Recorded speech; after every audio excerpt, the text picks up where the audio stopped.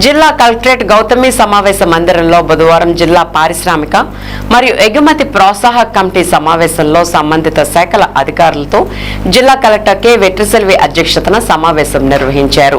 జిల్లా కలెక్టర్తో పాటు జిల్లా జాయింట్ కలెక్టర్ ఎంజే అభిషేక్ గౌడ సంబంధిత శాఖల అధికారులతో కలిసి జిల్లా కలెక్టర్ జిల్లాలో పరిశ్రమల ప్రగతిని, గత మాసం సమావేశంలో తీసుకున్న నిర్ణయాలపై ప్రగతిని, పెండింగ్ లో ఉన్నవి, భవిష్యత్ కార్యాచరణ మండలాలు శాఖల వారీగా సుదీర్ఘంగా సమీక్షించారు.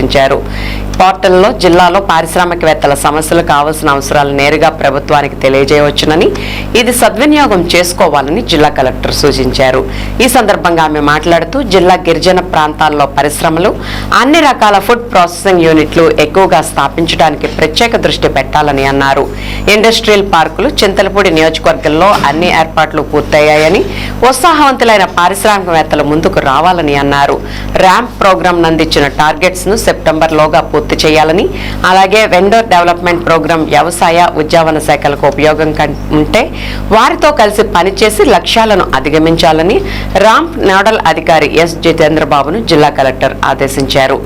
విజయవంతమైన పథకాలను సక్సెస్ స్టోరీలుగా పబ్లిష్ చేయించాలని సూచించారు.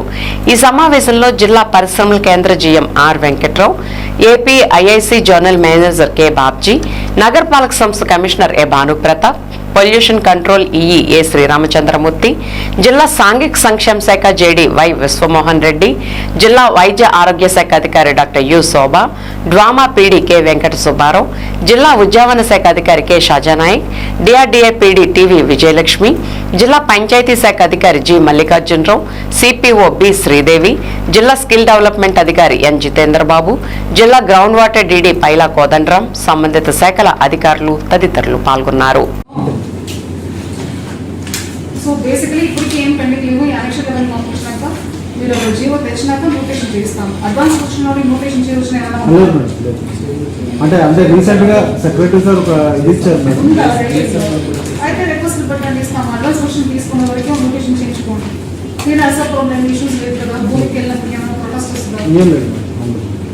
Okay fine. ఇంకా ఏమైనా రెవెన్యూ సంబంధించిన ఇష్యూస్ ఉన్నాయా?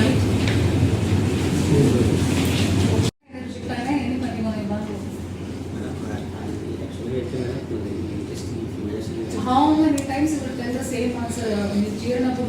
Plus, ఈ సంవత్సరం మీకు ఇచ్చిన 130 టార్గెట్ లో మీరు ఎన్ని అప్లికేషన్స్ మొబిలైజ్ చేసి బ్యాంక్ ఫార్వర్డ్ చేశాను? రెండు పార్ట్గా నాకు ఆన్సర్ చెప్పండి.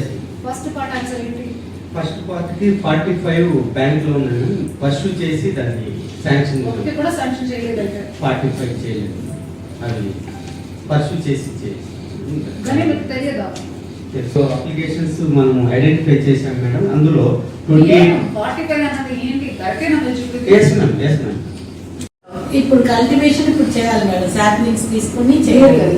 ఏరియా జీరో మిల్లి గుట్టాయి కూడా 2 మండల్స్ ఇచ్చాను.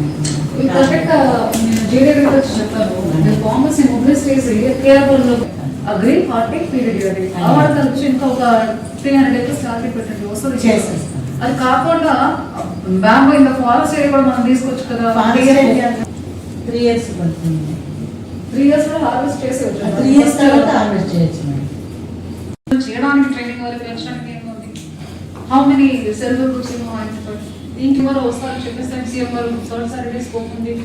అలా passbook first week off agri level ఉన్నారా? అగ్రికల్చర్ తరఫు ఎవరైనా వచ్చారా? మీకు అర్థమైందా?